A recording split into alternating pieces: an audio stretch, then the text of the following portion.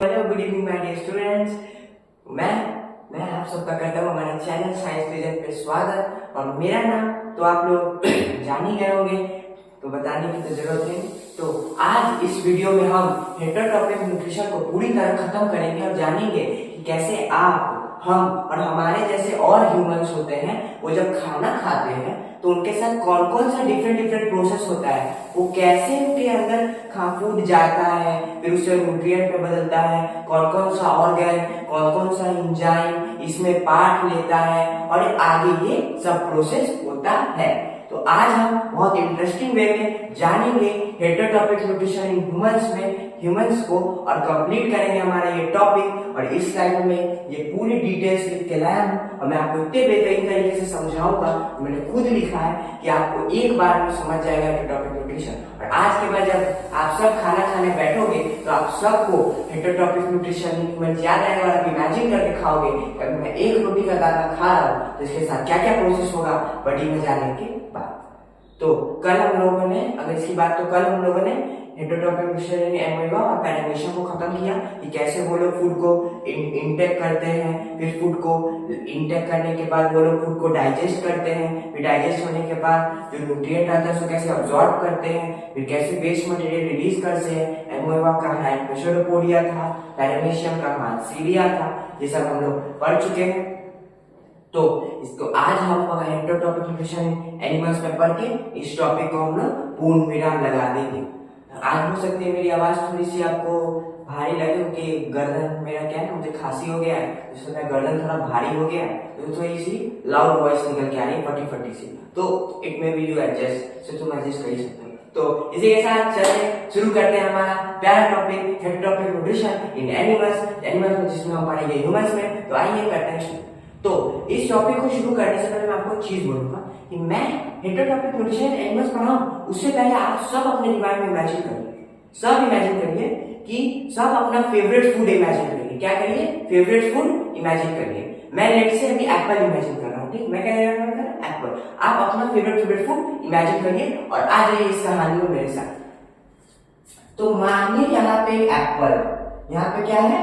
एक प्यारा सा एप्पल जो इसको ये आदमी राम खाना चाहता है, जिसको राम खाना चाहता है। ये एक एप्पल है जिसको राम क्या चाहता है? खाना चाहता है। तो राम बोलेगा हमको अगर इस एप्पल को खाना है तो सबसे पहले हम क्या करेंगे? इसको इंटेक करेंगे, इसको अपने मुंह में लेंगे। हम सब जब भी खाना खाते हैं सबसे पहले उस खाने को कहाँ रखते हैं? अपने मुंह में रखते हैं। ये भी भाई साहब अपने मुंह में रखेंगे। तो जिस रीजन से फूड इंटर होता है उस रीजन को हम क्या बोलते हैं? माउथ बोलते हैं। उस रीजन को बकल कैविटी बोलते हैं। तो ये क्या हुआ? एप्पल इस माउथ के अंदर जाएगा। तो entering part of the human body through which food is pass inter inside body is called mouth. उस माउथ के अंदर बहुत भारी खाली जगह होता है, बहुत खाली जगह होता है। जब अपना मुंह खोलिएगा तो इसके अंदर बहुत खाली जगह, कहाँ घुस पा रहा है? तो जहां भी आपको ह्यूमन बॉडी में खाली जगह दिखे उस खाली जगह को हम कैविटी से डिनोट करते हैं। किस वर्ड से डिनोट करते हैं? कैविटी से। और कैसे थे? कैविटी से। और ये कैविटी, ये खाली रीजन क्या है? माउथ में। तो उस माउथ के टोटल रीजन को हम लोग बकल बोलते हैं, इसलिए माउथ को हम लोग दूसरा नाम बकल कैविटी बोल सकते हैं, ठीक है? तो सबसे पहले फूड कहाँ इंटर करेगा? हमारे बॉडी में किसके थ्रू? माउथ के थ्रू। माउथ के थ्रू ये एप्पल राम के मुंह में इंटर कर गया, राम के मुंह में इंटर करेगा। छोड़ो राम छोड़ो, अमन ही लिखते हैं। इन लोग बोलेंगे क्या सर किसी का भी नाम चिपका है, तो अपना नाम बोलो। अमन के मुंह में एप्पल इंटर कर गया। अब जैसा ही एप्पल अमन के मुंह में इंटर किया, अब क्या होगा? कोई भी आदमी जब खाना को अपने मुंह में लेता है सबसे पहले क्या करता है? उसे चबाता है, उसे चीविंग करता है, उसे क्रश करता है। तो अब ये अमन क्या करेगा? अपने टीथ के मदद से इस एप्पल को चीविंग करेगा, क्रश करेगा, इसे लार्ज साइज से छोटे छोटे साइज में कन्वर्ट करेगा इजिली। कहा? इजिली ईसोफेगस से पास में। तो अब यहाँ पे चबा रहा है, चबा रहा है। क्या कहे? इसको चबा रहा है। अब इसने इसको चबा दिया, अब इसने इसको चबा दिया। इसी माउथ के अंदर एक ग्लैंड मौजूद होता है। क्या मौजूद होता है? ग्लैंड मौजूद होता है, जिसे हम लोग कहते हैं सलाइवरी ग्लैंड। उस ग्लैंड को हम लोग क्या कहते हैं? Salivary gland. ये ग्लैंड क्या करेगा? एक खास तरह का एंजाइम रिलीज करेगा। खास तरह का एंजाइम। वो एंजाइम्स का वर्ड क्या होता है? एंजाइम्स का सीधा सा मतलब समझिए, जो कि किसी चीज को कन्वर्ट करने में, ब्रेक डाउन करने में मदद करे और खुद उसमें पार्ट डाले, उस सारी चीज को हम लोग एंजाइम्स कहते हैं। तो सलाइवरी ग्लैंड ने एक एंजाइम रिलीज किया जिसका नाम था सलाइवा।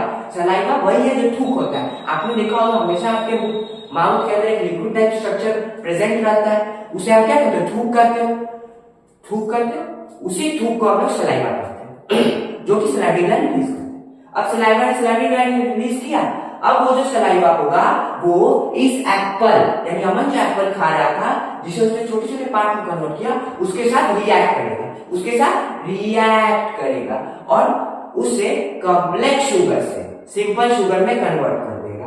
कॉम्प्लेक्स शुगर से सिंपल शुगर में कन्वर्ट कर देगा। हम ह्यूमन बॉडी मतलब ह्यूमन जो भी फूड खाते हैं वो स्टार्च के फॉर्म में होता है, चाहे वो कोई भी फूड हो, वो क्या फॉर्म में होता है? स्टार्च के फॉर्म में होता है। तो उस स्टार्च को वो माल्टोज में बदल देगा, उस स्टार्च को माल्टोज में बदल देगा। और जहां भी किसी चीज का ब्रेकडाउन हो, जहां भी कन्वर्जन हो किसी भी फूड पार्टिकल का, तो उसे हम बोलते हैं डाइजेशन। यहाँ पे क्या पूरा डाइजेशन हुआ माउथ के अंदर? नहीं, यहाँ आधा डाइजेशन हुआ, एक चीज को बदला गया। तो माउथ के अंदर पार्शियल डाइजेशन होता है। सबसे पहले ह्यूमन बॉडी में डाइजेशन की प्रोसेस कहाँ होती है? तो माउथ में होती है। कैसी होती है? पार्शियल डाइजेशन होती है। तो क्या हुआ? माउथ के अंदर पार्शियल डाइजेशन हो गया। इसी टाइम पे आपके बुक में लिखा हुआ एक लाइन बायोलॉजिकल कैटलिस्ट, उसका मतलब समझे। बायोलॉजिकल कैटलिस्ट का मतलब कोई होता है, जहां भी आपको कैटलिस्ट वर्ड देखे तो आप समझ जाइए कैटलिस्ट वो एजेंट है जो कि किसी भी केमिकल रिएक्शन में भाग नहीं लेता, मगर उस केमिकल रिएक्शन की रेट को बढ़ा देता है। यानी वो क्या करता है कि कोई भी केमिकल रिएक्शन की स्पीड को बढ़ा देता है, केमिकल रिएक्शन जल्दी हो, मगर खुद वो पार्ट नहीं लेता, क्योंकि ये बायोलॉजी में है कैटलिस्ट, जिससे हम लोग बायोलॉजिकल कैटलिस्ट बोलते हैं। बस इससे ज्यादा कोई नहीं। अब आइए, अब ये एप्पल मैंने माउथ में चिबा लिया, चिविंग कर लिया, क्रश कर लिया, स्टार्च से माल्टोज में बदल दिया। अब क्या होगा कि अब मुझे इस फूड को ईसोफेगस में लाना है, यहाँ फूड पाइप में लाना है, फूड पाइप। तो सलाइवा क्या करता है? सलाइवा का एक और फंक्शन है, वो फूड को सॉफ्ट बना देता है, फूड को सॉफ्ट बनाता है। इस एप्पल के साथ मिलकर इसे सॉफ्ट बना दिया कि इजीली ये फूड पाइप से पास हो जाए, कंठ से पास हो। ठीक, तो अब ये हो गया सलाइवा का काम। अब ये जो मेरा एप्पल था ये मेरे फूड पाइप में है। कहाँ है? फूड पाइप में। कहाँ है? फूड पाइप में इंटर किया, जिसे हम लोग ईसोफेगस बोलते हैं। फूड पाइप को ही हम लोग ईसोफेगस बोलते हैं।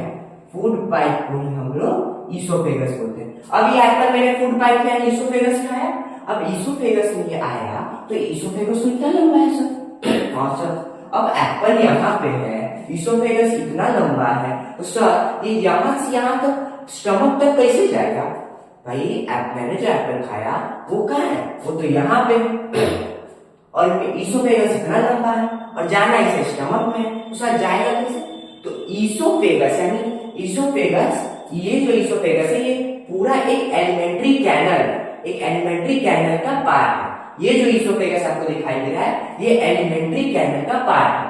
और जो भी एलिमेंट्री कैनल होते हैं वो पूरे के पूरे एलिमेंट्री कैनल एक मूवमेंट करते हैं, जिसे हम लोग पेरिस्टैल्टिक मूवमेंट कहते हैं। पेरिस्टैल्टिक मूवमेंट में क्या होगा? ये जो ईसोफेगस के मसल्स होंगे ये contract relax, contract relax, contract relax, contract relax, contract relax, contract relax, contract relax, contract relax करेंगे, यानी फूड को धक्का देंगे।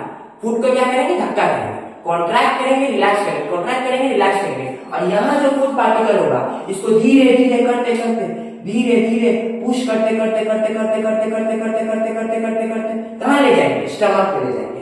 The contraction and relaxation of a alimentary canal is known as peristaltic movement. Alimentary canal के muscles एक movement करते, contraction और रिलैक्शन करते हैं एट अ सर्टेन टाइम पे, जिससे कोई भी फूड पार्टिकल को प्रेशर लगता है ऊपर से। जैसे कॉन्ट्रैक्ट किया प्रेशर लगा नीचे गया, फिर रिलैक्स किया नीचे गया, फिर कॉन्ट्रैक्ट किया प्रेशर लगा, फिर रिलैक्स किया प्रेशर लगा, फिर रिलैक्स किया प्रेशर लगा। तो इससे फूड पार्टिकल टॉप से बॉटम तक आ जाता है। तो क्या हुआ? ये जो मेरा एप्पल था ये पेरिस्टैल्टिक मूवमेंट के थ्रू ईसोफेगस से स्टमक। अब स्टमक में सब डायरेक्ट स्टमक में घुस जाएगा नहीं, स्टमक में एक स्पिंचर मौजूद होता है। स्पिंचर क्या होता है? ये एक मसल से बना हुआ चीज है, ये एक मसल मेडेड टाइप है, ये एक मसल से बना हुआ होता है। इसका काम क्या है? ये गेट की तरह एक्ट करता है।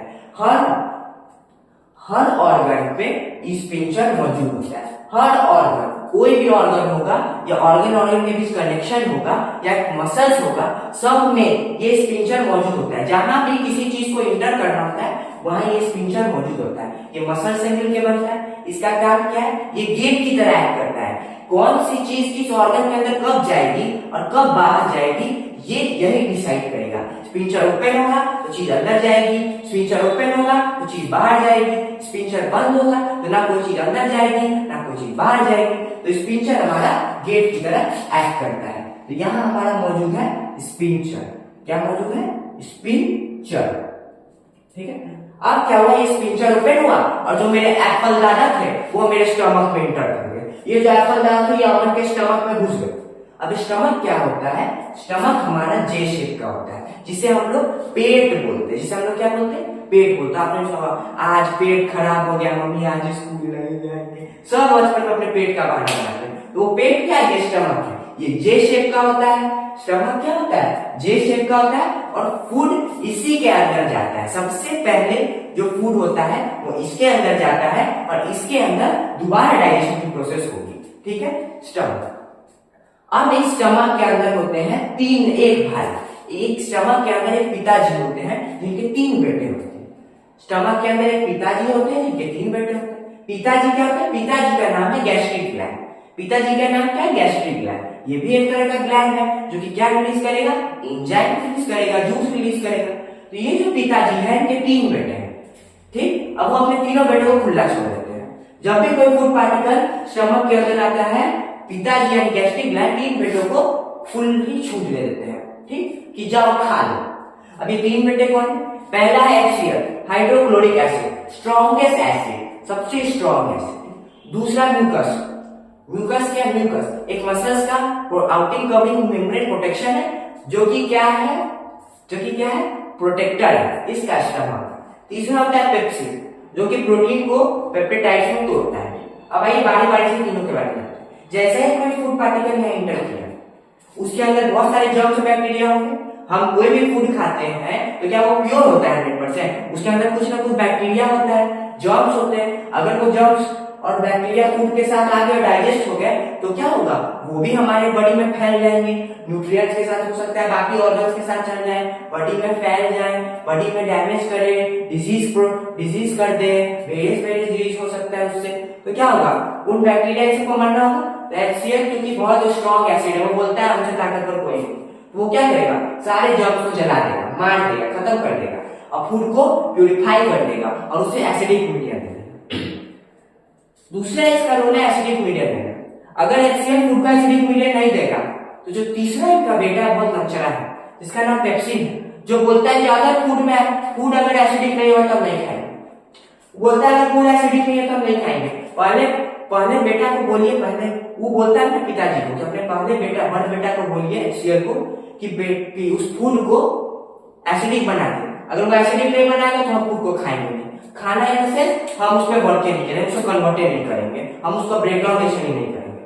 तो HCl का म्यूकस। अब क्योंकि बड़ा बेटा बहुत ताकतवर है तो वो दादागिरी सब पे कर सकता है। तो पिताजी ने सोचा कि इसको काबू में करने के लिए एक और बेटा होना चाहिए। तो उन्होंने कहा जो सफेद बेटा है जिसका नाम है म्यूकस, वो क्या है? वो बड़े बेटे से भी ज्यादा है।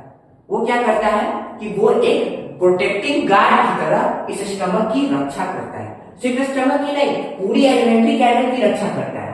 पूरे एलिमेंट्री कैनाल में म्यूकस मौजूद होता है, हमारे नोज से लेकर डिफरेंट चीजों मौजूद होता है। ये म्यूकस का क्या काम है? ये protecting layer of muscles. Muscles का एक प्रोटेक्टिंग लेयर है जो कि इनर स्टमक से अटैच है, जिसका काम क्या है कि HCl से प्रोटेक्ट करना। HCl किसी को भी जला सकता है मगर म्यूकस को नहीं जला सकता। क्यों? क्योंकि म्यूकस HCl को झेल सकता है। HCl म्यूकस का कुछ नहीं बिगाड़ सकता, वो म्यूकस को रत्ती भर नुकसान भी नहीं पहुंचा सकता, कि म्यूकस का काम ही है HCl से प्रोटेक्ट। प्लस म्यूकस भी जर्म्स को मारने का काम करता है। म्यूकस कहाँ के जर्म्स को मारने का काम करता है? जो फूड पार्टिकल्स माउथ से एलिमेंट्री कैनाल तक आते हैं वहां भी तो जर्म्स फैल सकते हैं, वहां भी तो डिजीज हो सकता है, वहां भी तो सेल्स डैमेज हो सकते हैं। तो म्यूकस यहाँ के जर्म्स को मारने का काम करता है कि यहाँ HCl नहीं मौजूद है। ठीक है, यहाँ जो भी जर्म्स उन्हें किल करता है। अब हो गया। अब सर आप एक बात बताइए कि इसका यूज तो हो गया, अब आइए हमारे दूसरे अलग यूज पे। अब आपको दिख रहा होगा यहाँ पे एक ऑर्गन जिसे हम लोग लीवर कहते हैं, जिसे हम लोग क्या करते हैं, लीवर करते हैं। लीवर पे जाने से पहले तीसरे भाई के बारे में तो डिस्कशन ही नहीं किया। तीसरे भाई की तरफ आते जो कि पेप्सिन। पेप्सिन क्या है? पेप्सिन का तो शॉर्ट आपको पता है कि वो बोलता है कि एसिडिक फूड बना, तो बॉल भाई जो तो उसने क्या किया, फूड को एसिडिक मीडियम कर दिया। अब एसिडिक फूड आया पेप्सिन। पेप्सिन क्या करेगा, वो जो प्रोटीन्स होंगे फूड में, जो भी प्रोटीन्स होंगे उसको क्या करेगा, स्मॉल पेप्टिडाइड्स में कन्वर्ट कर देगा। वो जो भी प्रोटीन होंगे एसिडिक प्रोटीन, उसको स्मॉल पेप्टिडाइड्स में ब्रेक कर देगा, यानी उस बड़े से प्रोटीन को छोटे छोटे छोटे छोटे पेप्टिडाइड्स में तोड़ देगा, यानी यहां भी कन्वर्जन करेगा। तो पेप्टिडाइड्स क्या करेगा, स्मॉल पेप्टिडाइड्स में तोड़ देगा। पेप्सिन क्या करेगा, प्रोटीन को स्मॉल पेप्टिडाइड्स में तोड़ देगा। और इसी के साथ तीनों भाई का काम स्टमक में खत्म हुआ, और स्टमक में भी जितना डाइजेशन होना था, जितना ब्रेकडाउन होना था, हो गया। अब स्टमक में मौजूद, अब स्टमक में जब ये सब हो गया तो अब ये फूड, सारा का सारा फूड स्टमक से होते होते स्मॉल इंटेस्टाइन में जाएगा। लेकिन क्या सर, स्मॉल इंटेस्टाइन में जो फूड पार्टिकल्स होगा वो जो कि जिसे स्टमक ने डाइजेस्ट किया होगा वो डायरेक्ट पहुंच जाएगा स्मॉल इंटेस्टाइन में। यहाँ भी स्पिंचर मौजूद होगा, यहाँ भी क्या मौजूद होगा, स्पिंचर मौजूद होगा। जिस स्पिंचर का नाम है पैरोलिक स्पिंचर। जिस स्पिंचर का क्या नाम है, पैरोलिक स्पिंचर। इस स्पिंचर का क्या नाम है, पैरोलिक स्पिंचर। इसका नाम आप याद कर लीजिए, पैरोलिक स्पिंचर। क्लास 10 के बुक में ज्यादा स्पिंचर्स का नाम तो नहीं दिया हुआ, लेकिन पैरोलिक स्पिंचर का नाम दिया हुआ है और कई बार एग्जाम में पूछ भी देता है एक नंबर। तो ये क्या पैरोलिक स्पिंचर, पैरोलिक स्पिंचर पूछेगा खुद से, कहा जाएगा मैं, बोलेगा हमको स्मॉल इंटेस्टाइन के पास जाना है, ओपनिंग ऑफ ड्यूडेनम के पास। तो फिर स्पिंचर सोचेगा पैरोलिक, हाँ जाने की उसको, हाँ जाने दो। अब पैरोलिक स्पिंचर ओपन हुआ, सारा का सारा जो फूड मटेरियल स्टमक में था वो आ गया स्मॉल इंटेस्टाइन। स्मॉल इंटेस्टाइन में स्वाद क्या करेगा, हमारा फूड मटेरियल को छोड़ दीजिए। और आइए दूसरी तरफ, ये है, ये जो आपको दिख रहा है बलून लाइक स्ट्रक्चर, जिसे हम लोग लीवर करते हैं। हम लोग क्या करते हैं, लीवर करते हैं। लीवर का काम क्या हो जाता है, हमारा लीवर जो होता है, आपने क्लास 7 में पढ़ा होगा, तो वो बाइल जूस बनाता है। क्या बनाता है, बाइल जूस बनाता है, जिसे आप साल्टिक जूस भी कर सकते हो। जिसे आप क्या कर सकते हो, बाइल जूस कर सकते हो या साल्टिक जूस कर सकते हो। उसने जो बाइल जूस और साल्टिक जूस बनाया, उसे स्टोर करता है गॉल ब्लैडर। स्टोर कौन करता है, गॉल ब्लैडर। गॉल ब्लैडर को स्टोर करेगा, लीवर बनाएगा बाइल जूस, गॉल ब्लैडर को स्टोर करेगा। अब गॉल ब्लैडर जब भी स्मॉल इंटेस्टाइन में डाइजेशन का प्रोसेस होगा, तो गॉल ब्लैडर क्या करेगा, बाइल जूस को एक फिक्स अमाउंट में रिलीज करेगा। कहां रिलीज करेगा, स्मॉल इंटेस्टाइन में रिलीज करेगा। तो यहाँ पे आप देखो, फूड पार्टिकल स्टमक से स्मॉल इंटेस्टाइन में आएगा, यानी डाइजेशन का प्रोसेस होगा स्मॉल इंटेस्टाइन में, तो उसे क्या चाहिए होगा, बाइल जूस चाहिए होगा। अब ये गॉल ब्लैडर क्या करेगा, बाइल जूस रिलीज करेगा। कहां रिलीज करेगा, स्टमक, स्मॉल इंटेस्टाइन में रिलीज करेगा। स्मॉल इंटेस्टाइन में क्या करेगा, ये रिलीज करेगा, स्मॉल इंटेस्टाइन में रिलीज करेगा। स्मॉल इंटेस्टाइन में इसने क्या किया, रिलीज किया। क्या रिलीज किया, क्या रिलीज किया स्मॉल इंटेस्टाइन में इसने, स्मॉल इंटेस्टाइन में बाइल जूस रिलीज किया। अब बाइल जूस आ गया स्मॉल इंटेस्टाइन में। अब बाइल जूस के भी दो फंक्शन है बहुत इंपॉर्टेंट। सबसे पहला फंक्शन जो कि आपने क्लास में पढ़ा होगा, इमल्सिफिकेशन। इमल्सिफिकेशन में दरअसल होता क्या है कि जो फूड पार्टिकल स्मॉल इंटेस्टाइन में आया है उसमें फैट होंगे, वो जो फैट होंगे वो बहुत बड़े होते हैं, लार्ज ग्लोब्यूल्स होते हैं, बहुत बड़े बड़े फैट होते हैं। अगर फैट बड़े बड़े होंगे तो उसे तोड़ने में ज्यादा एनर्जी लगेगी, ज्यादा एंजाइम्स लगेगा, ज्यादा टाइम लगेगा। तो ज्यादा टाइम अगर लगेगा तो डाइजेशन में भी ज्यादा टाइम लगेगा। लेकिन हमारा बॉडी तो बहुत कॉम्प्लेक्स है, जल्दी जल्दी न्यूट्रिएंट्स चाहिए कि जल्दी जल्दी एनर्जी बने, जल्दी जल्दी वर्क हो, सब चाहिए, तो टाइम कम चाहिए होगा। तो बाइल जूस क्या करता है, जो लार्ज ग्लोब्यूल्स ऑफ फैट होते हैं उसको टेनी ग्लोब्यूल्स ऑफ फैट में कन्वर्ट कर देता है, टेनी ग्लोब्यूल्स ऑफ फैट में कन्वर्ट कर देता है, जिस फैट को हम लोग बोलते हैं इमल्सिफाइड फैट। और इस पूरे प्रोसेस को बोलते हैं इमल्सिफिकेशन, जिसमें bile juice large globules of fat को स्मॉल ग्लोब्यूल्स ऑफ फैट में कन्वर्ट कर देता है। दूसरा, जो फूड पार्टिकल स्टमक से स्मॉल इंटेस्टाइन में आया है उसका नेचर क्या होगा, एसिडिक होगा कि बेस होगा, बताइए।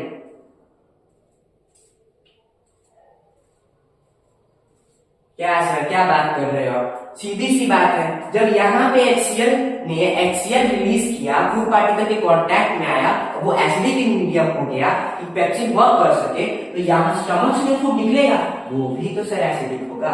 और अगर वो एसिडिक होगा तो यहाँ पे प्रॉब्लम है, सुन मेरे दोस्त, प्रॉब्लम कि अगर स्मॉल इंटेस्टाइन में एसिडिक फूड आ जाए तो स्मॉल इंटेस्टाइन में डाइजेशन नहीं होगा, स्मॉल इंटेस्टाइन में डाइजेशन नहीं होगा, या फिर बहुत मुश्किल से होगा, नहीं होगा या बहुत मुश्किल से होगा। तो स्मॉल इंटेस्टाइन का भी अपना डर है, वो बोलता है कि हम तो भाई बेसिक फूड का डाइजेशन करेंगे, फूड बेसिक इन नेचर होना चाहिए, एल्कलाइन होना चाहिए। तो बोलता है अब फिर स्टमक के साथ, अब फिर ह्यूमन डाइजेशन पार्ट के सामने प्रॉब्लम आया, स्मॉल इंटेस्टाइन के पास कौन बनाएगा ऐसे बेसिक? तो अपने बाइल जूस ने बोला हम बनाएंगे। अब ये जो बाइल जूस होगा ये क्या करेगा, जो फूड पार्टिकल्स स्टमक से स्मॉल इंटेस्टाइन में आया है उसे एसिडिक इन नेचर है, इसको क्या करेगा, bile juice basic in nature में कन्वर्ट कर देगा। किसमें कन्वर्ट कर देगा? बेसिक इन नेचर में। तो जिसके बाद क्या हो सके कि फर्दर डाइजेशन हो सके। तो बाइल जूस ने कौन से दो काम किए? पहले क्या किया, लार्ज ग्लोब्यूल्स को काट के स्मॉल ग्लोब्यूल्स में बदल दिया, इम्यूनिफिकेशन किया। दूसरा, जो फूड स्टमक से स्मॉल इंटेस्टाइन में आया था वो एसिडिक इन नेचर था, उसे बेसिक इन नेचर बदल दिया, यानी उस एसिडिक को बेसिक में बदलने का काम किया। अब आइए अगले पार्ट में। अब हमारे आते हैं पैनक्रियाज, जो बहुत इंपॉर्टेंट होता है। अब ये जो पैनक्रियाज होंगे ये क्या करेंगे, ये देखिए डाइजेशन का जो पार्ट है बहुत इंपॉर्टेंट है, तो समझिए कि ये तो काम किया लीवर ने। अब आ गया एक और ऑर्गन जो कि पैनक्रियाज। पैनक्रियाज जो है वो 3 जूसेस रिलीज करेगा, यानी 3 एंजाइम्स रिलीज करेगा। सर एंजाइम रिलीज करेगा, फिर कन्वर्जन होगा, फिर ब्रेकडाउन होगा, 3 एंजाइम रिलीज करेगा। इसका नाम होगा अमाइलेज, लाइपेज, ट्रिप्सिन। ये जो तीनों एंजाइम होंगे वो क्या करेंगे, कन्वर्जन ऑफ फूड करेंगे, फूड का कन्वर्जन करेंगे, ठीक, फूड को तोड़ेंगे, उनको कन्वर्ट करेंगे, किस में, अलग अलग चीजों। सबसे पहले माइलेज, माइलेज क्या करेगा, कार्बोहाइड्रेट को ग्लूकोज में बदल देगा। ट्रिप्सिन, प्रोटीन को अमीनो एसिड में बदल देगा। लाइपेज क्या करेगा, इमोसिफाई फैट को फैटी एसिड या ग्लिसरॉल में कन्वर्ट कर देगा। पैनक्रियाज क्या करेगा, 3 एंजाइम्स रिलीज करेगा। ग्लैंड, पैनक्रियाज एक ग्लैंड है जो कि 3 एंजाइम्स या 3 जूस रिलीज करेगा, जिसको हम लोग एमाइलेज, लाइपेज, ट्रिप्सिन बोलते हैं। एमाइलेज कार्बोहाइड्रेट को ग्लूकोज में बदलेगा, लाइपेज जो होगा वो इमोसिफाई फैट को ग्लिसरॉल या फैटी एसिड में बदलेगा, और ट्रिप्सिन जो होगा प्रोटीन को अमीनो एसिड में कन्वर्ट कर देगा। अब जैसा ही ये तीनों अपना काम करेंगे, डाइजेशन कंप्लीट हो गया। स्मॉल इंटेस्टाइन में हमारा डाइजेशन खत्म हो गया, स्मॉल इंटेस्टाइन में हमारा डाइजेशन कंप्लीट हुआ। तो आज से बाद आपको कोई भी पूछे कि आप कैसे डाइजेस्ट करते हो, आपका बॉडी कैसे फूड का डाइजेशन करना है, तो मैंने जो आपको बताया यही सब होता है। फूड के साथ चाहे कोई भी खाना खाए, सब इसी प्रोसेस से गुजरते हैं। और फाइनल डाइजेशन कहाँ टेक प्लेस करता है, स्मॉल इंटेस्टाइन। स्मॉल इंटेस्टाइन वो पार्ट है, वो एरिया है, वो रीजन है जहां पे क्या होता है, फाइनल डाइजेशन ऑफ फूड होता है, और फूड फाइनली न्यूट्रिएंट में कन्वर्ट हो जाता है। अब आपको स्मॉल इंटेस्टाइन के ऊपर ये कुछ लाइनिंग दिख रहा है, finger like lining, finger like lining, हाँ सर दिख रहा है। उस फिंगर ऑफ लाइनिंग को हम लोग क्या करते हैं, उस फिंगर ऑफ लाइनिंग को विलाई करते हैं। Most important part of the whole topic, इस पूरे होल टॉपिक का सबसे इंपॉर्टेंट पार्ट है विलाई। इससे बार बार सीबीएसई क्वेश्चन पूछता है, ये विलाई है एक्चुअली फिंगर लाइक प्रोजेक्शन का होता है। क्या होता है, फिंगर लाइक प्रोजेक्शन का। इसकी चारों तरफ, ये चारों तरफ से ब्लड वेजल्स से घिरा हुआ होता है, और डायरेक्ट सर्कुलेटरी सिस्टम के कांटेक्ट में होता है, ठीक है।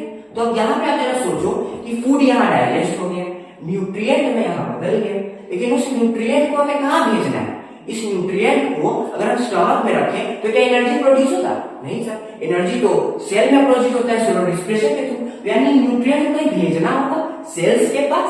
तो ये जाएंगे कैसे, वो जाएंगे इस विलाई के मदद से। देखो, क्योंकि ये विलाई चारों तरफ से ब्लड वेसल से घिरा हुआ है, डायरेक्ट सर्कुलेटरी सिस्टम के कांटेक्ट में है, तो होगा क्या कि इसके वजह से इसका एब्जॉर्प्शन एरिया बहुत ज्यादा है, इसका एब्जॉर्प्शन एरिया बहुत ज्यादा है। तो ये क्या करेगा, जो भी न्यूट्रिएंट स्मॉल इंटेस्टाइन में प्रेजेंट होगा उसको by the process of diffusion, जो प्रोसेस मैंने आपको वहां बताया था, higher concentration to lower concentration, यानी न्यूट्रिएंट का कंसंट्रेशन स्मॉल इंटेस्टाइन में बहुत ज्यादा है, तो स्मॉल इंटेस्टाइन से हायर कंसंट्रेशन से विलाई का लो कंसंट्रेशन का सारा न्यूट्रिएंट ट्रांसफर होगा और कहां पहुंचेगा, विलाई, क्योंकि विलाई का सरफेस एरिया बहुत बड़ा है, वो सारे न्यूट्रिएंट को अब्सॉर्ब करेगा और क्योंकि उससे ब्लड सारे ब्लड कैपिलरी जुड़े हुए हैं तो डायरेक्ट वो ब्लड वेजल्स के थ्रू, ब्लड कैपिलरी के थ्रू सर्कुलेटरी सिस्टम को सारा का सारा न्यूट्रिएंट दे देगा, यानी ब्लड को सारा का सारा न्यूट्रिएंट दे देगा और यही इसका मेन काम है। और इससे बार बार सवाल पूछता है फिंगर एक्सप्रेशन।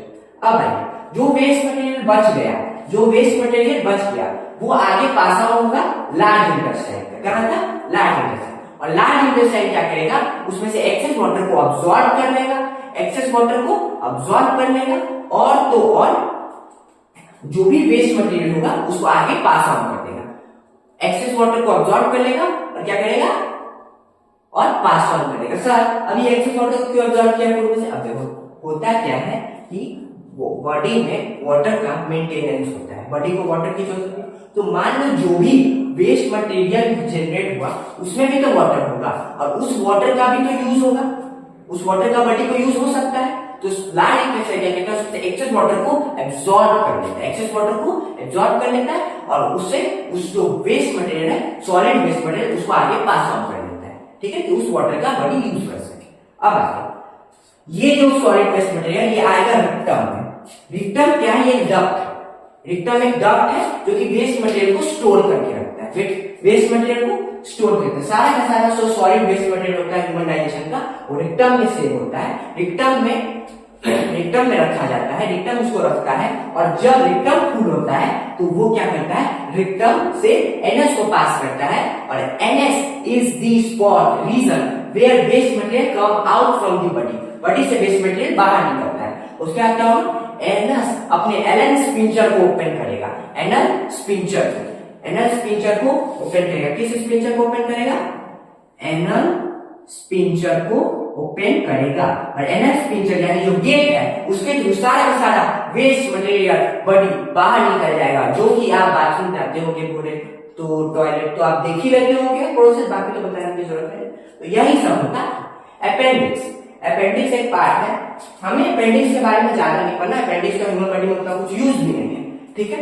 और अपेंडिक्स का आपने बहुत बार सुना होगा कि मम्मी को अपेंडिक्स ऑपरेशन हुआ, पापा को अपेंडिक्स ऑपरेशन, इसमें मैंने वर्ड लिख दिया कि आपको याद हो कि अपेंडिक्स जो है वो भी ह्यूमन डाइजेशन के पार्ट में ही आता है, तो उसका ह्यूमन डाइजेशन रोल है। तो एक बार आप इसे जल्दी से लिख लीजिए, लिखने से पहले आप लोग इधर आइए, इसे भी आप एक बार लिख लीजिए, मैंने जो आपको यहाँ समझाया वो सब मैंने यहाँ पे थ्योरी के लाइन में लिखा है।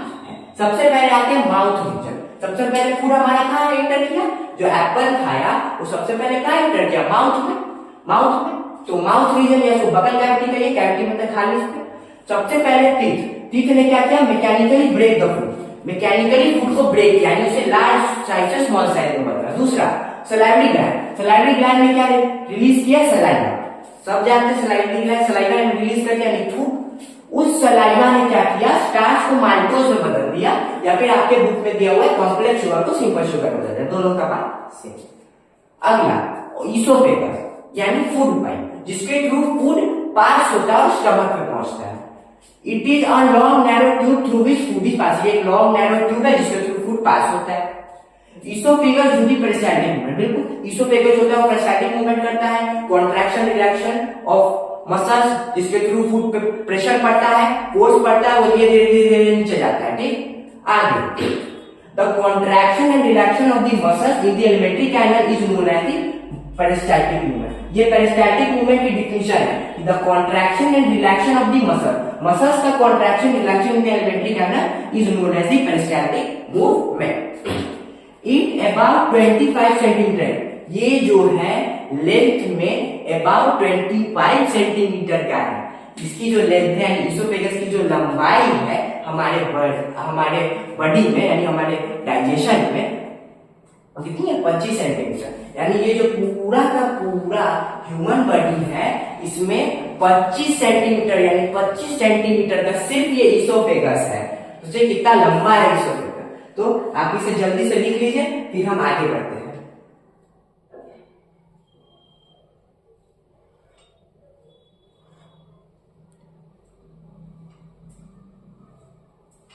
तो मुझे उम्मीद आपने लिख लिया होगा, ऐसे फिगर को आपने बना लिया होगा और फिगर आप जरूर बनाइएगा क्योंकि फिगर का बहुत इंपॉर्टेंट रोल है क्लास 10th में। अगर आपको फिगर आती है तो आपको एक बोर्ड एग्जाम में ज्यादा से ज्यादा नंबर मिलने के चांस है, क्योंकि बायोलॉजी बिना फिगर के नहीं चलने वाली। तो फिगर हमेशा बनाने का प्रैक्टिस करिए, दिन में थोड़ा ही लेकिन 1-2 बार भी फिगर बनाइए। अगर आपको फिगर बनाने आता है और अगर आप बोर्ड एग्जाम में फिगर बना के आते हो और अगर आप डिफिनेशन भूल भी जाते हो, सिर्फ लेबलिंग में अच्छे से करते हो, तो आपको नंबर मिलेगा, इसकी गारंटी है। तो डिफिनेशन बहुत इंपॉर्टेंट है, डिफिनेशन नहीं छोड़ना, प्लस फिगर नहीं छोड़ना। डिफिनेशन आप अगर मान लीजिए भूल भी गए लेकिन आपको फिगर आता है तो आपको पूरे नंबर मिल सकते हैं। और ह्यूमन डाइजेशन का जो फिगर है ये तो बहुत तो मस्त फिगर है। ये कई बार बोर्ड एग्जाम में डायरेक्ट आपको लेबलिंग करके दे देगा या फिर बोलेगा कि ह्यूमन डाइजेशन बनाओ, इसके एक पार्ट को लेबल करो, प्लस कभी कभी दे देता है कि ह्यूमन डाइजेशन का डायग्राम भी बनाओ, लेबल भी करो, उनमें से कुछ गिने चिने का फंक्शन भी बताओ। तो इसलिए ह्यूमन डाइजेशन का जो ये फिगर का जो मैंने बनाया बहुत इंपॉर्टेंट है, और जितने भी लाइव क्वेश्चन में आपको डायग्राम मिलेंगे सबके सब इंपॉर्टेंट है। तो हमने इसोफेगस तक बात कर लिया, अब आते हैं हमारे स्टमक चर्चा के पास। इनका भी अपना खौफ है, इनको तुम कम समझते हो, इनका अपना रुतबा चल रहा है। आज स्टमक चर्चा के पास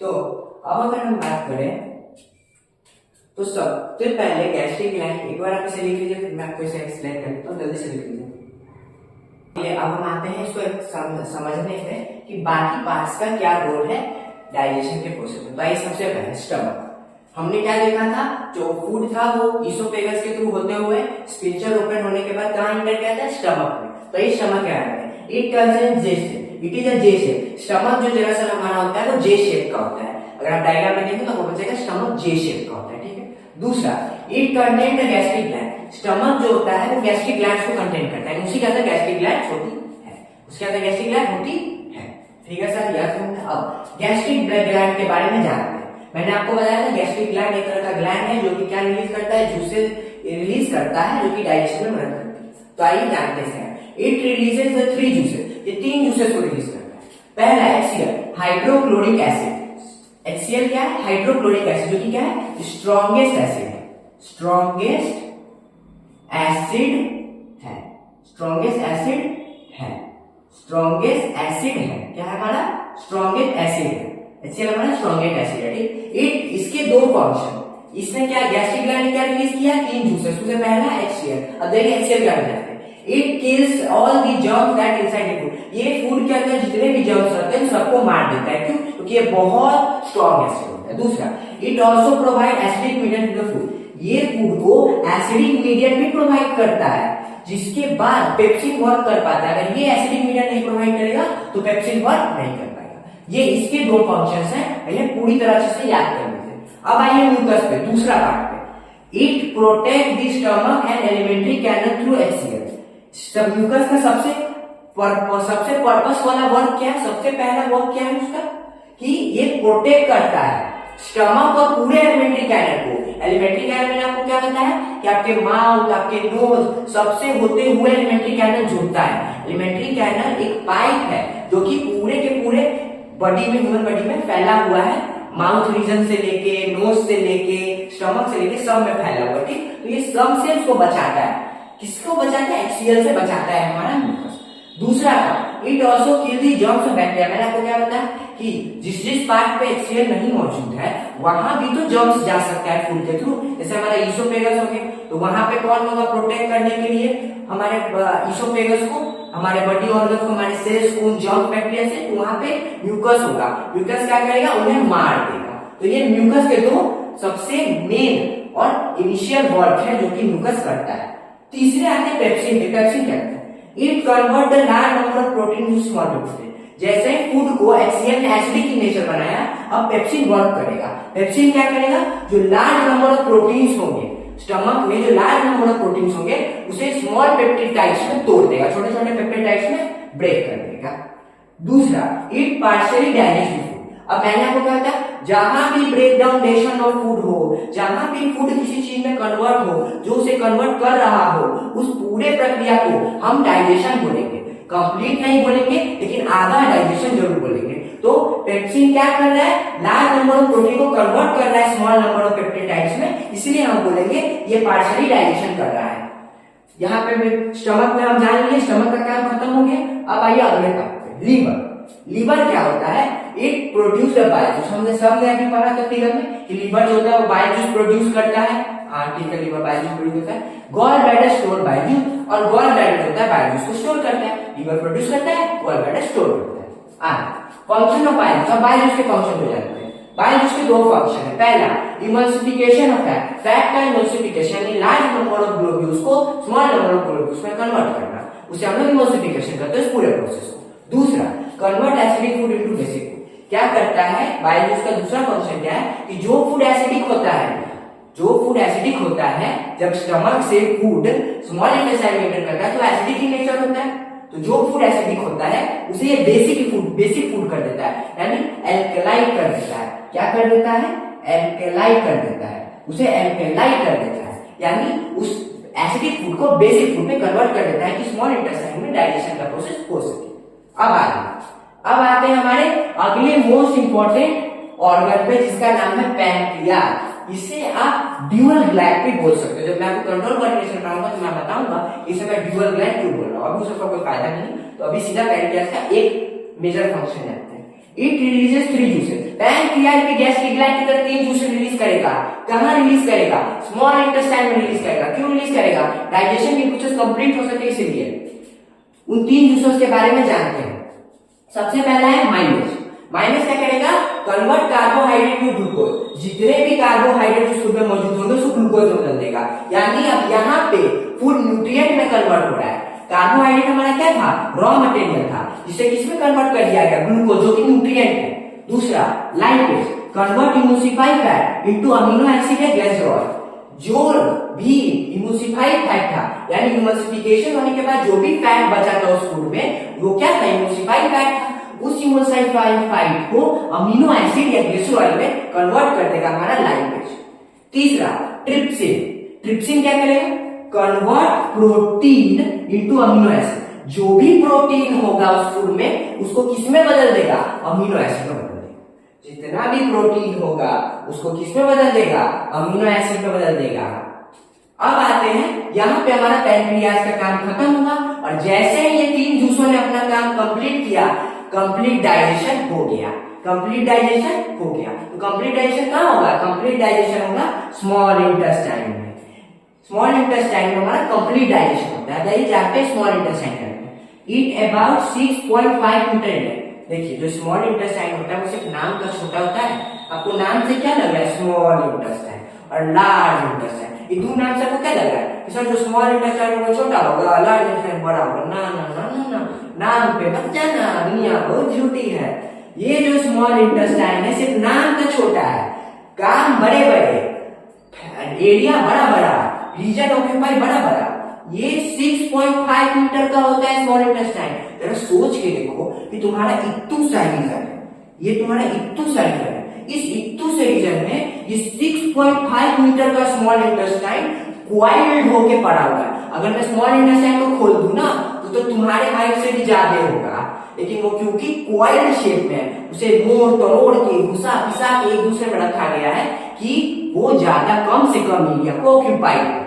तो ये कितना होता है लेंथ में, स्मॉल इंटेस्टाइन 6.5 मीटर होता है लेंथ।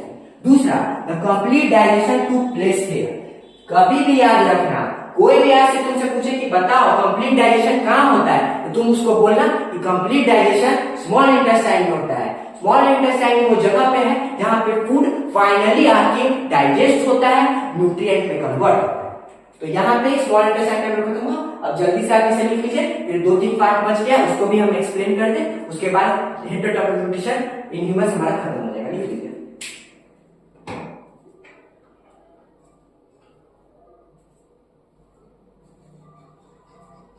मुझे मेरे आपने लिख लिया होगा।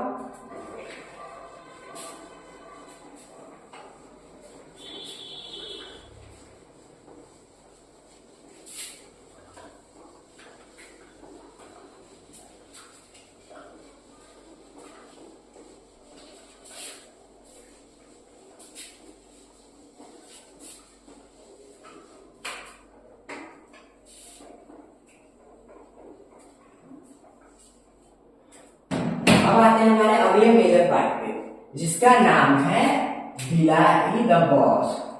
बिलाई द बॉस।